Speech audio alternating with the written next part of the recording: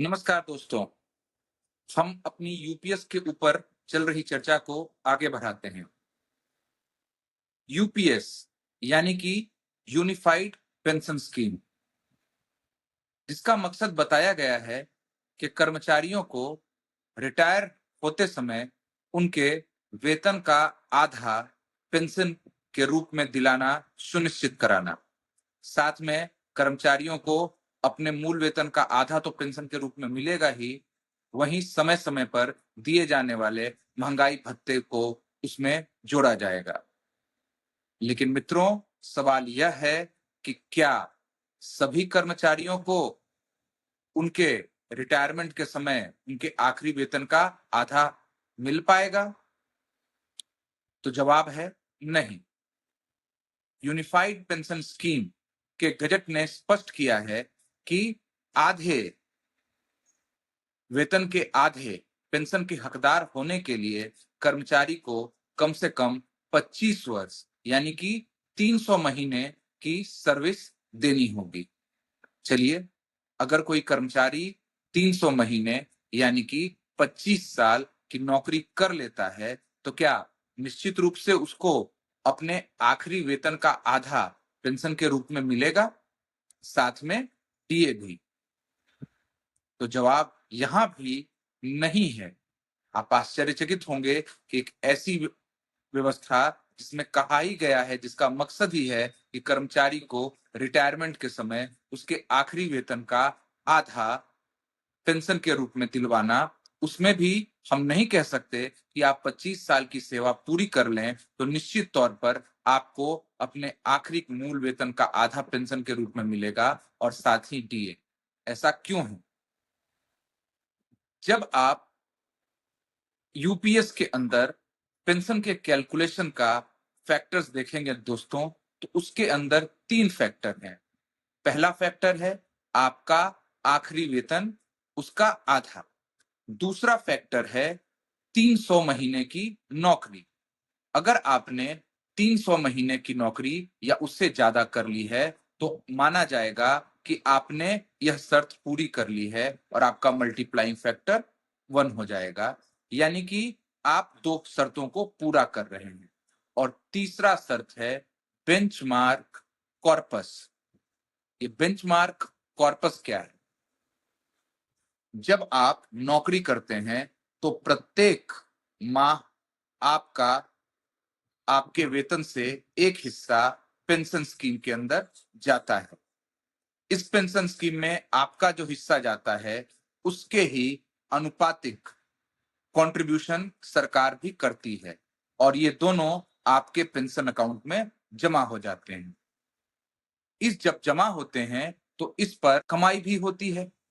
तो इस तरह से हर माह आपके एनपीएस अकाउंट में पैसे जमा होते जाते हैं, जो आप एनपीएस अकाउंट में अपने बार-बार देख भी सकते हैं।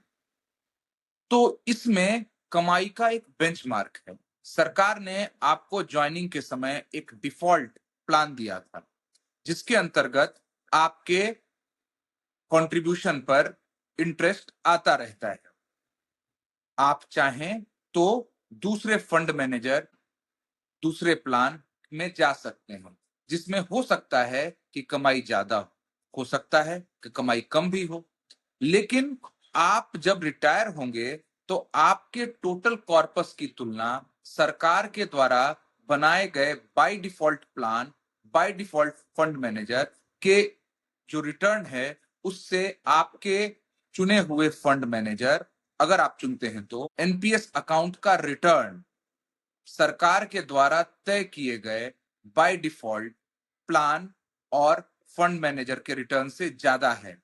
तब तो आपको पेंशन जो वादा किया गया था, यानी कि आपके आखिरी बेसिक का आधा और डीए मिलेगा। लेकिन यदि आपका फंड जो डिफ़ॉल्ट बेंचमार्क फंड है, उससे कम हो जाता है, उस स्थिति में आपको पेंशन कम मिलेगा। कितना कम मिलेगा? आनुपातिक तौर पर। फर्ज कीजिए कि आपको आपके फंड मैनेजर के द्वारा जो जमा की गई राशि है, वह 90 लाख होती है, और सरकार का जो बाय डिफॉल्ट फंड मैनेजर है उसके द्वारा जमा की गई राशि 1 करोड़ होती है। तो यहाँ पर आपको आखिरी पेंशन जो है, वो आपका जो पेंशन जो प्रारंभ होगा वो आखिरी वेतन के आधा नहीं होगा, बल्कि आधे से 0.9 के फैक्टर से इसमें मल्टीप्लाई करना पड़ेगा और जो राशि आएगी उतना ही आपको पेंशन मिलेगा। तो यहाँ पर 2 बातें ध्यान रखनी है। क्या ध्यान रखना है? पहला कि आपका हर एक महीने का एनपीएस के अंदर कंट्रीब्यूशन जाता रहे। अगर आपने पार्शियली विड्रॉल लिया है या आपने शुरुआत के कुछ साल, कई लोगों के साथ ऐसा होता है जब वो ट्रेनिंग पीरियड में होते हैं या जब तक उनका प्राण नहीं बन पाया होता है, ऐसी स्थिति में उनका कंट्रीब्यूशन जमा नहीं हो पाता है। तो यदि आपका एनपीएस अकाउंट के अंदर कंट्रीब्यूशन जमा नहीं हो पाया है या आपने कोई ऐसा फंड मैनेजर या कोई ऐसा प्लान चुन लिया है जिसका रिटर्न सरकार के चुने हुए फंड मैनेजर और प्लान के रिटर्न से कम होता है, ऐसी स्थिति में भी आपको जो है पेंशन कम मिलता है। और साथ ही साथ अगर आप आवश्यकता पड़ने पर कभी पार्शियल विड्रॉल कर लिए हैं और उस पैसे की प्रतिपूर्ति आपने नहीं की है, तो इस स्थिति में भी आपको यूनिफाइड पेंशन स्कीम के अंतर्गत जितना पेंशन मिलना चाहिए उतना नहीं मिलेगा, आपको आनुपातिक तौर पर कम पेंशन मिलेगा।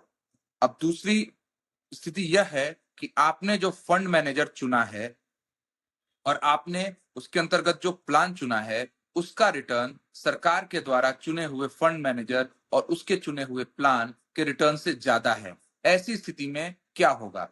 इसमें गजट स्पष्ट रूप से कहता है कि ये जो अतिरिक्त कमाई है वह आपके अकाउंट में आपको ट्रांसफर कर दी जाएगी।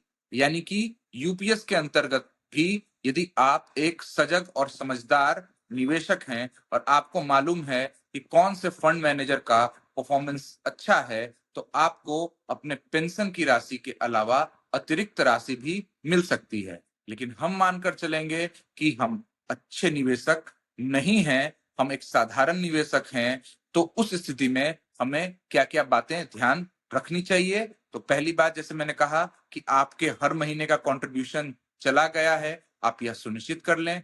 दूसरा, आप अपने फंड मैनेजर, अगर आपने बाय डिफॉल्ट के अलावा कोई और फंड मैनेजर चुना है, तो उसके परफॉर्मेंस पर समय-समय पर नजर रखें कि यह रिटर्न जो है सरकारी बेंचमार्क रिटर्न से बेहतर होना चाहिए। और तीसरा कि यदि आप चाहते हैं कि आपको पेंशन आपके आखिरी वेतन का आधा मिले, तो इस स्थिति में आप अगर पार्शियल विड्रॉल करते हैं अपने एनपीएस अकाउंट से, तो आपको यह ध्यान रखना चाहिए कि इस पैसे की प्रतिपूर्ति आप समय रहते कर दें। अन्यथा आपको आखिरी पेंशन जितना आप सोच रहे हैं उससे कम मिलेगा।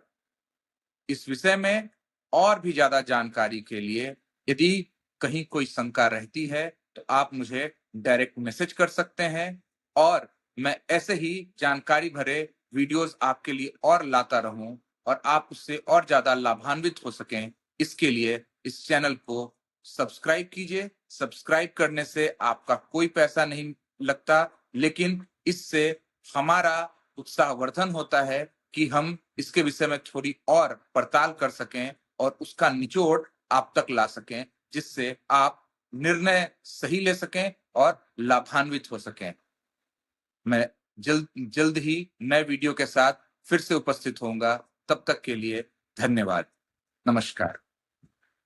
Please like, share, and most importantly, subscribe my channel, because this channel will only be helpful